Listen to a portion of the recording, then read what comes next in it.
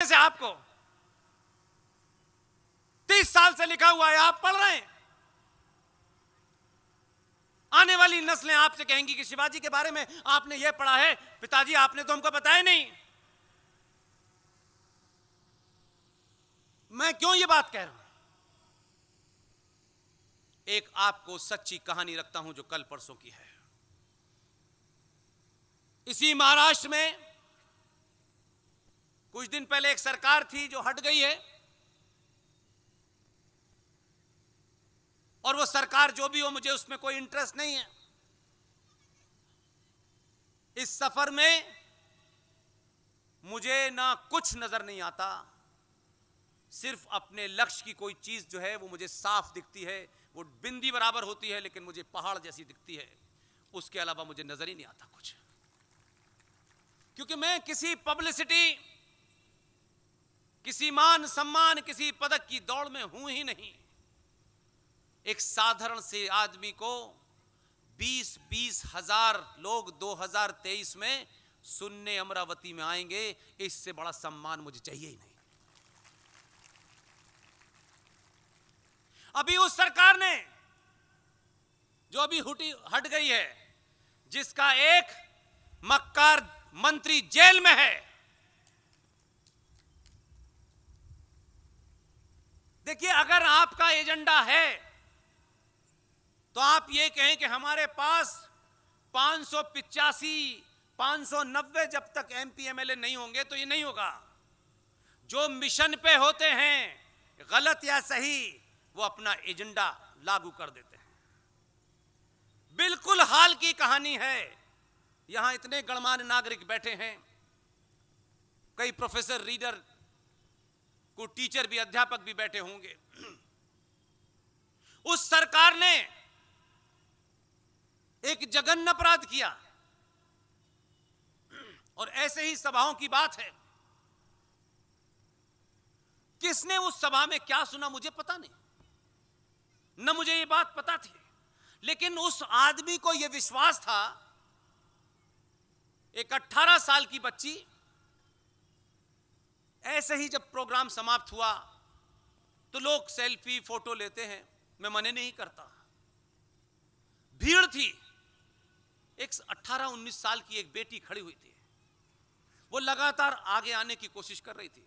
तो मेरे मन में भी भाव हुआ कि शायद ये कोई फोटोग्राफ लेगी या ऑटोग्राफ का चक्कर। उसने एकदम चिल्ला के कहा, अंकल मुझे आपसे फोटोग्राफ नहीं लेना है, ना सेल्फी लेनी है, मुझे 10 सेकंड आप मेरी बात सुन लीजिए। मुझे ताज्जुब हुआ कि एक बेटी इतनी सारी भीड़ में आखिर वो क्या कहना चाहती है। मैं शॉक रह गया। उसने मुझे महाराष्ट्र स्टेट एजुकेशन बोर्ड द्वारा 8वीं क्लास में जो किताब सोशल साइंस की पढ़ाई जा रही थी, उस किताब के अंदर लास्ट पैराग्राफ में 2 चीजें, मैंने कहा बेटा मैं मराठी नहीं जानता, तुम इसको पढ़ो और मुझे ट्रांसलेट करके बताओ। उसने बताया, मेरे नीचे से जमीन खिसक गई। मैंने कहा महाराष्ट्र में हर चौराहे पे हिंदुओं के ठेकेदार, हर चौराहे पे हिंदुओं की बात, पार्टियां हिंदुओं के नाम से चल रही हैं, कौन कितना बड़ा हिंदू है ये साबित करने की कोशिश हो रही है। और ये जघन्य अपराध उस आदमी के सामने, वो आदमी उसमें शामिल जिसके बाप ने कहा था कि जिस दिन भी तुम एक विशेष पार्टी से संबंध रखोगे, मैं शिवसेना की दुकान उस दिन बंद कर दूंगा। मुझे दुख है कि उस महानायक बाला साहब ठाकरे के पुत्र के देखरेख में यह जघन्य अपराध हुआ। लेकिन सत्ता कैसे आपको नपुंसक बना देती है, सत्ता का लालच आपको कैसे जलील करता है, यह इसकी जिंदा मिसाल है। उस बेटी से मैंने वो किताब ली और मैंने कहा जाओ बेटा, मेरी जो ताकत है वो लगाऊंगा। मैंने कोई भाषण उसके बाद उत्तर प्रदेश में दिया और उसका ट्रांसलेशन प्रॉपर करवाया ताकि कहीं ऐसा ना हो कि उस बेटी ने थोड़ा सा कोई कंफ्यूजन में मुझे बताया हो। उसका प्रॉपर ट्रांसलेशन करा करके सब कुछ करके ऐसे ही जनसभाओं में 4 या 5 बार कहा मैंने, पूरी ताकत से कहा। और एक दिन पता चला, कोई साहब आए मेरे पास, बोले कि कल ही आदेश हुआ है कि तत्काल से इस किताब को हटा दिया जाए। मैंने इसलिए किया, मैं आपको सच बता रहा हूं, निजी तौर पर मुझसे पूछेंगे, मैंने किसी के लिए नहीं किया। मैंने अपने मरने से पहले इस जघन्य अपराध के लिए इसलिए बोला कि अगर मैं नहीं बोलता तो मुझे आज आपके सामने खड़े होकर के 15 अगस्त 1947 को क्या अपराध हुआ है, 58 को क्या अपराध हुआ है, 68 को क्या अपराध हुआ है, 65 में क्या अपराध हुआ है, बोलने का अधिकार नहीं है। मैं दूसरों के बारे में बोलूंगा, लेकिन मेरी आंखों के सामने जो अपराध हुआ है उसमें मैंने क्या भूमिका निभाई, यह मुझे रजिस्टर कराना था और कुछ रजिस्टर नहीं कराना था। ऐसे ही मंचों से 4 बार बोला, जितनी मेरी शक्ति है उससे बोला। लोग शौक रह गए। ये आवाज सिर्फ इस हॉल तक नहीं है, मेरे दिल्ली वापस जाने से पहले ये संसद तक पहुंच जाएगी, ये मुझे पता है। क्योंकि जो वहां बैठे हैं उनको ये यकीन हो गया है कि 12 साल से जो नेताजी अपने क्षेत्र से जीत के आए हैं उन्हें कुछ पता नहीं है, वो अंगूठा टेक हैं। ये ऐसे मुद्दे बता रहा है जिससे राष्ट्र बदल सकता है।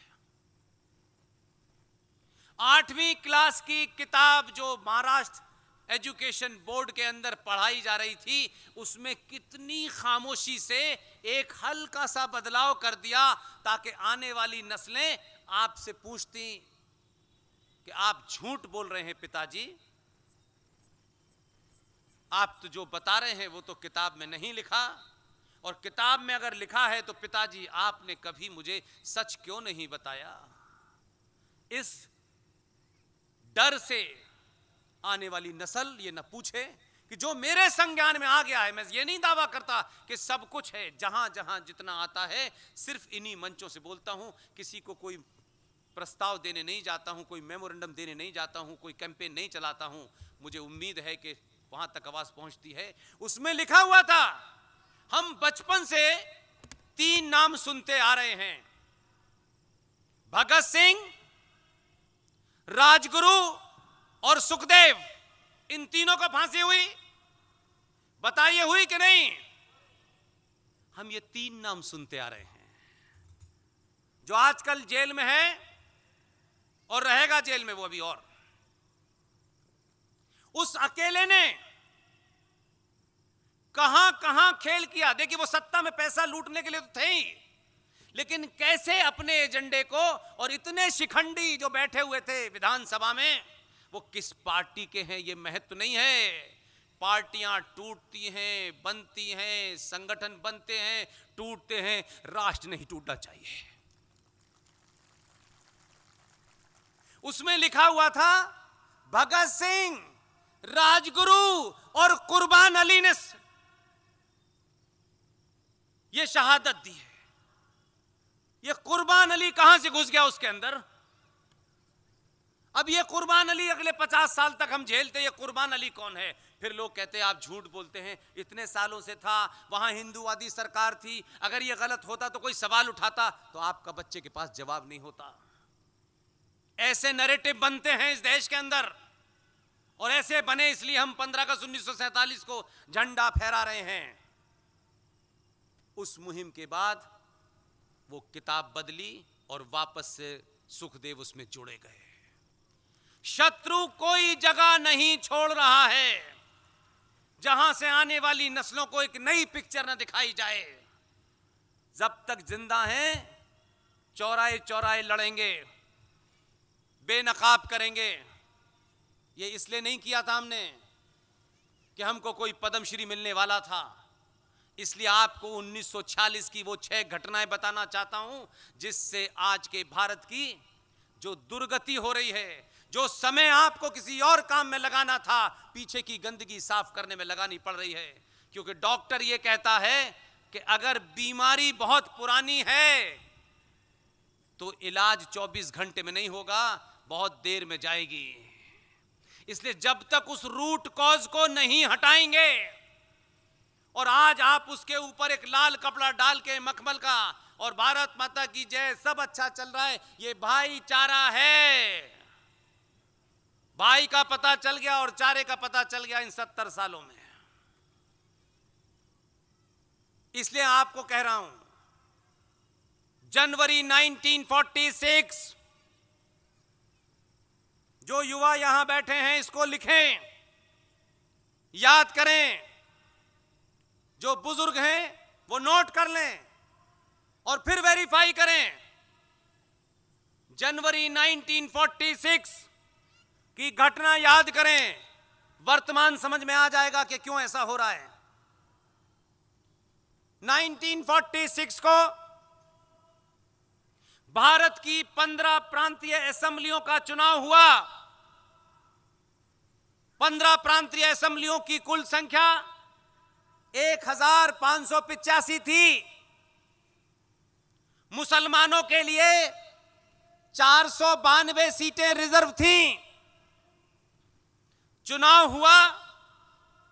चुनाव का मुद्दा क्या था? क्योंकि महाराष्ट्र से जुड़ा हुआ है इसलिए बता रहा हूं आपको। चुनाव में नारा क्या था? मुस्लिम लीग, उसका नारा था मर मर के लेंगे हिंद पाकिस्तान, हर कीमत पे लेंगे पाकिस्तान। यह उनका चुनावी नारा था। कांग्रेस पार्टी का नारा भारत के लिए था। चुनाव हुआ, चुनाव की गणना हुई, रिजर्व 492 मुसलमान सीटों में से मुस्लिम लीग के 429 मुसलमान जीते, बाकी कांग्रेस के मुसलमान जीते, और कुल मिला के बहुमत कांग्रेस के हक में आया और कांग्रेस पार्टी की सरकार बन गई। यह जनवरी की घटना है। इस रिजल्ट से, और उस वक्त कांग्रेस पार्टी का अध्यक्ष कौन था? जिसको 1940 में मुस्लिम लीग के सेशन में लाहौर के अंदर मुस्लिम लीग का एक सेशन हुआ, जिस सेशन में पाकिस्तान बनाने की मांग को विधिवत रूप से पारित किया गया। यह 1940 की घटना है, 23 मार्च 1940। और जैसे ही यह हुआ तो जिन्ना ने एक बयान दिया, कहा कि देखिए हमें पाकिस्तान लेने का हमने रेजोल्यूशन पास किया है, लेकिन जिन्ना ने जो बयान दिया वो ऐसा था कि कांग्रेस पार्टी उसमें फंस गई। उन्होंने कहा कि देखिए कि जो मुसलमान मुस्लिम लीग के साथ हैं, 492 में से 419 जीते हैं, 29, यही असली मुसलमान हैं। तो कांग्रेस पार्टी को यह कॉम्प्लेक्स हुआ कि हमें भी अपने आप को दिखाना है कि हम भी बहुत मुसलमानों के पैरोकार हैं। सिर्फ यह दिखाने के लिए 1940 को मक्का में 1888 में एक बच्चा पैदा होता है। 1904 में वो भारत आता है। 1906 में मुस्लिम लीग बनती है और 1946 में वो आदमी पहली सरकार में भारत का एजुकेशन मिनिस्टर बनता है। उसका नाम है मौलाना अबुल कलाम आजाद। फौरन कांग्रेस ने 1940 में उन्हें अध्यक्ष बना दिया और 2 साल के लिए अध्यक्ष चुने जाते थे, लेकिन वो मौसूफ 1946 तक रहे। तो मैं उस घटना पे लौटना चाहता हूं जहां से मैंने अपनी बात शुरू की। जनवरी 1946 में चुनाव का रिजल्ट आ गया, कांग्रेस पार्टी जीत गई। तो आप सोचिए, मार्च में इंग्लैंड के प्राइम मिनिस्टर का यह बयान आया, मार्च 1946 में, कि हम शीघ्र ही सत्ता का हस्तांतरण यानी ट्रांसफर ऑफ पावर करने वाले हैं। और मार्च में यह बयान दिया उन्होंने। और जैसे ही यह बयान दिया तो कितना ऑर्केस्ट्रेटेड था सारा खेल। कांग्रेस का जीतना, एटली का बयान आना और 21 अप्रैल को यकायक इस बात की घोषणा करना कि कांग्रेस पार्टी अपने नए अध्यक्ष का चुनाव करना चाहती है। 21 अप्रैल को चुनाव की घोषणा हुई कि कांग्रेस पार्टी का अध्यक्ष, क्योंकि ऑर्केस्ट्रेटेड था सारा, तो उन्हें अपनी पसंद का आदमी बिठाना था, उसकी बात कह रहा हूं। और 2 अक्टूबर को कह रहा हूं ताकि आपको याद रहे, याद रहे। मैंने कहा, हमारी सनातन संस्कृति में, सभ्यता में, मान्यताओं में, परंपराओं में, आस्थाओं में एक बात सिखाई गई है, जो उम्र से बड़ा है उसके लिए अशब्द नहीं इस्तेमाल करने चाहिए। उससे नाराजगी है, उससे नाराजगी खुल के कहो, लेकिन शब्दों की मर्यादा को रखो। 21 अप्रैल को कांग्रेस पार्टी के अध्यक्ष के चुनाव की घोषणा की गई। और ताज्जुब है आपको, क्योंकि उस समय के सबसे ईमानदार आदमी, सबसे नजदीक थे 2 अक्टूबर में जो पैदा हुए थे, उनके सबसे भरोसे के आदमी थे। लेकिन ऐसे लोगों को अगर 1000 साल भी हो जाए मरने के, तब भी जहां मिले उनको सल्यूट करिए, उनका नाम लीजिएगा। ऐसे लोग मिलते नहीं हैं। आप सोचें कि 21 अप्रैल को कांग्रेस पार्टी के अध्यक्ष चुनने का अनाउंसमेंट हुआ। उस समय की कांग्रेस पार्टी में कौन वो महान लोग थे, मैंने पूरी ताकत लगा दी है। मुझे पूरी उम्मीद है कि समय कम, थोड़ी व्यस्तता ज़्यादा है, काम ज़्यादा है, इसलिए उस पर कम समय में दे पा रहा हूँ। मैं कभी न कभी आज के बाद जब भी अमरावती मुझे डॉक्टर वासु, कल्याणी वासु बुलाएंगे, तो उस तथ्य को भी सार्वजनिक आप ही के सामने इसी मैदान में करूँगा। वो कौन कांग्रेसी थे, मैं उनको सल्यूट करना चाहता हूं। चुनाव में अध्यक्ष पद के लिए जब नाम रखे गए कांग्रेस पार्टी की तरफ से, तो चचा का नाम ही नहीं था। बहादुर लोग थे भाई, वो कोई थे मैं नहीं जानता। सल्यूट करना चाहिए कि वो जानते थे कि भारत जल्द शीघ्र आजाद होने वाला है, हमें किसको चुनना चाहिए। उन्होंने कैंडिडेट ही नहीं बनाया। अफसोस, उम्र से बड़े लोगों ने अपने बड़े होने का फायदा उठाया और उन्होंने कहा, नेहरू मेरी पहली पसंद है। हमने कहा ये बात तो बड़ी गुप्त थी, आपने सार्वजनिक कर दी। और साहब नेहरू उनकी पसंद के कारण कांग्रेस नतमस्तक हो गई और उनको कैंडिडेट के तौर पर जोड़ लिया गया। और 15 प्रांतीय असेंबलियों ने जो 15 वोट डिब्बे में बंद करके दिल्ली भेजे, तो एक आदमी को रखा गया कि आपकी देखरेख में ये डिब्बे खुलेंगे, आपको उस पूरी प्रक्रिया को करना है।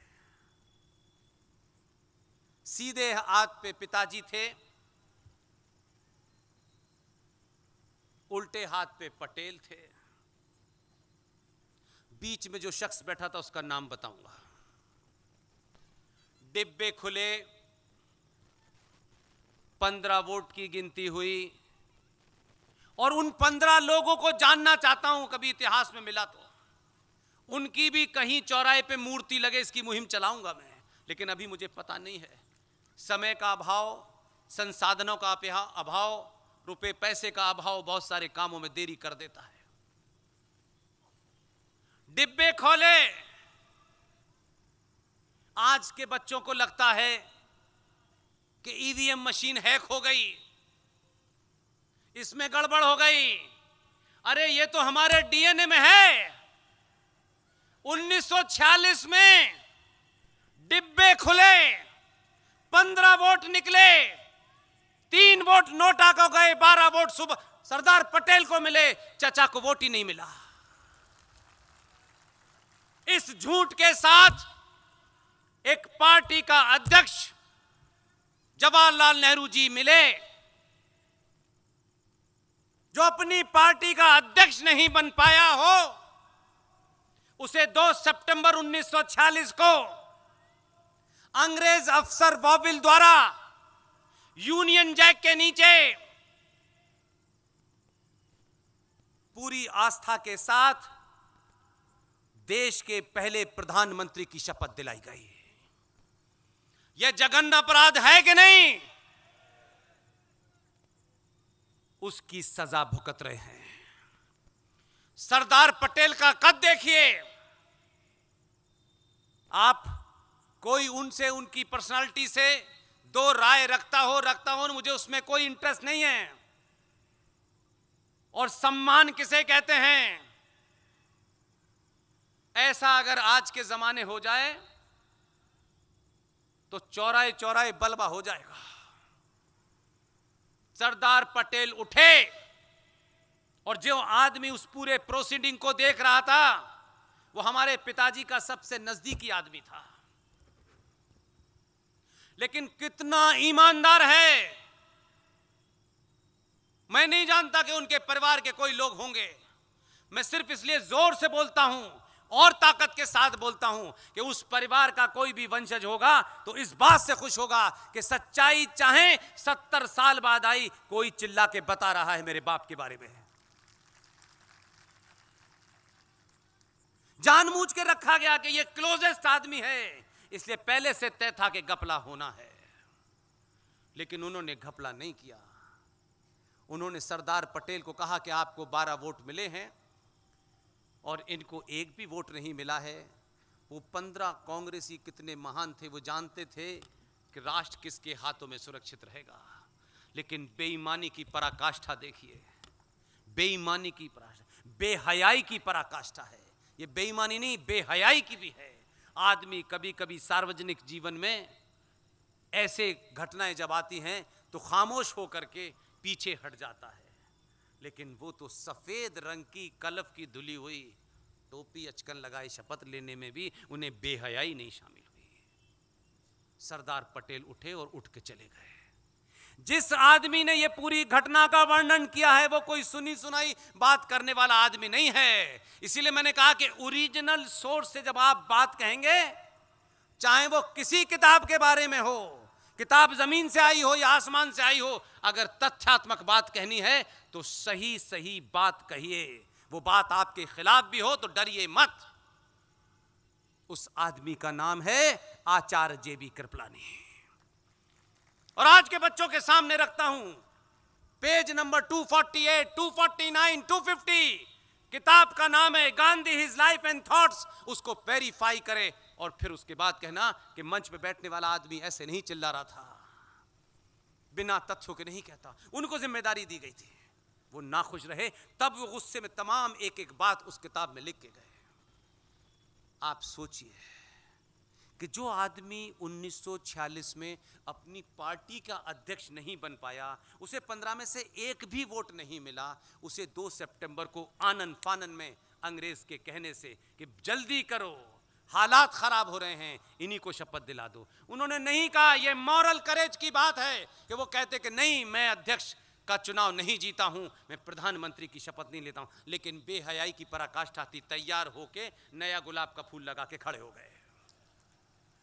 आप नहीं करेंगे। आज के दौर में आदमी लोक लाज से डरता है, समाज से डरता है, लेकिन जब आदमी के अंदर बेहयाई हो और किसी के एजेंडे को पूरा कर रहे हो तो उसमें शर्म नहीं रहती। अब मैं यहां यह नहीं कहना चाहता कि इस सभागार में कोई उस पार्टी का आदमी, आप किसी पार्टी में हैं यह अलग बात है, लेकिन पहले भारतीय हैं, उसके बाद राष्ट्रवादी हैं, तब कोई आपकी पार्टी है। और ये हो गया। यहां से दूसरी घटना सुनिए, यह सब नेशनल आर्काइव की रिपोर्ट है, किसी चुन्नू मियां की लिखी हुई किताब की नहीं है। 2 सितंबर 46 में सरकार बन गई और इमीडिएटली रिजल्ट आ गया, सरकार बन गई, इंटरिम सरकार बन गई। ताज्जुब होगा कि उस वक्त जो मंत्रिमंडल बना, ये 1946 में जो मंत्रिमंडल बना, उस मंत्रिमंडल में जो मंत्री बनाए गए, उन मंत्रियों की कॉपी वहां से इंग्लैंड गई। ग्रेट ब्रिटेन का किंग ने उसको अधिकृत किया, तब ये मंत्री बने। लेकिन उसके बाद 47 आया, 15 अगस्त 1947। 15 अगस्त 1947 को ब्रिटिश साम्राज्य का आखिरी वॉइसरॉय, और इस वॉइसरॉय को भारत का बच्चा बच्चा जानता है, कि इस वॉइसरॉय की धर्म पत्नी को भी बच्चा बच्चा जानता है। लॉर्ड लुईस माउंटबेटन,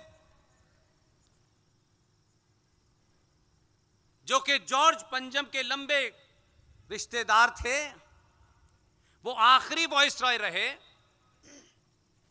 और भारत आजाद हो गया, धूम मचाई जा रही है, कबूतर उड़ाए जा रहे हैं, लड्डू बांटे जा रहे हैं, भारत आजाद हो गया है। और उसके बाद में जो आदमी ब्रिटिश साम्राज्य का आखिरी वॉइसरॉय था, रातों रात 15 अगस्त 1947 को आजाद भारत का वो फर्स्ट गवर्नर जनरल बन गया। कितनी जबरदस्त आजादी है। लेकिन ये, इससे आगे की बात सुनाऊंगा तो आपको बहुत मजा आएगा। ये डॉक्यूमेंट में इसलिए ले आता हूं कि आपको मुझ पे भी शक करने का पूरा अधिकार है। आप सोचें कि लॉर्ड लुईस माउंटबेटन को 2 महीने बाद, 3 महीने बाद बर्मा का गवर्नर जनरल बना दिया गया। वो बर्मा चले गए, तो अब भारत में गवर्नर जनरल कौन बनेगा? कोई तो बनेगा ना। 28 अप्रैल 2048 की यह चिट्ठी है। 28 अप्रैल 1948, 28 अप्रैल 1948 को इसके ऊपर लिखा हुआ है, a para from minutes of Attlee's cabinet meeting. नीचे लिखा है, prime minister of dominion of India to king. ये चचा के साइन हो रहे हैं। ये चिट्ठी 1948 की है भाई। इस चिट्ठी में क्या लिखा है? महामहिम, मैं अपने कर्तव्यों का निष्ठावान होते हुए, पालन करते हुए, मैं आपसे अनुमति चाहता हूं, अनुमोदन चाहता हूं कि लॉर्ड लुईस माउंटबेटन को बर्मा का गवर्नर जनरल बना दिया गया है। मेरा आपसे अनुरोध है कि बंगाल के गवर्नर सी राजगोपालाचार्य को भारत के गवर्नर जनरल बनाने की मुझे अनुमति दी जाए। यह 1948 में आजाद भारत का प्रधानमंत्री ग्रेट ब्रिटेन के किंग को चिट्ठी लिख रहा है और आपको बताया गया है कि भारत आजाद हो गया है। इसलिए मैंने कहा कि 1958 तक किसके कहने से सुभाष चंद्र बोस की घर की जासूसी हो रही थी, किन कारणों से 1968 तक भारत की आईबी की फाइल साल भर के तमाम रिकॉर्डों की ग्रेट ब्रिटेन की जो खुफिया एजेंसी है MI5 और MI6 के पास जाती थी। इतनी लंबी कहानी के कारण आपकी दुर्दशा हुई है। इसलिए जब आप ये कहते हैं ना कि भाई अब ये मत करो, ये दुर्दशा कोई एक सरकार दो सरकार नहीं हटाएगी, इसमें लंबा समय लगेगा। और जो अच्छे काम हुए, हमारे बड़े बड़े ठेकेदारों को भी सिर्फ सार्वजनिक जीवन में लोगों तक बात पहुंचा दें, मेरा भरोसा नहीं, 1000% विश्वास हो गया है। इस सभा में कौन बैठा है मैं नहीं जानता, मैं जानता हूं ये भारत के सनातन राष्ट्र के वो लोग हैं जिनके सीने में दर्द है, इसलिए यहां आए हैं। किसकी क्या जाति है, किसकी क्या पार्टी है, मुझे कोई इंटरेस्ट नहीं है। इसलिए कुछ बातें इसलिए बताना चाहता हूं कि ये मुहिम का हिस्सा है और अमरावती के लोगों को किसी एक ने रास्ता दिखाया था, शायद आपने उसको बहुत आगे नहीं बढ़ाया या आपकी निगाह से निकल गया। पूरे देश में सिर्फ अमरावती था उस वक्त। 1952 भारत की संसद में एक विचार हुआ कि ये जो आए थे संडे मंडे ट्यूसडे वेडनेसडे वाले, जिनकी हुकूमत में सूरज नहीं डूबता था, ये उनको घमंड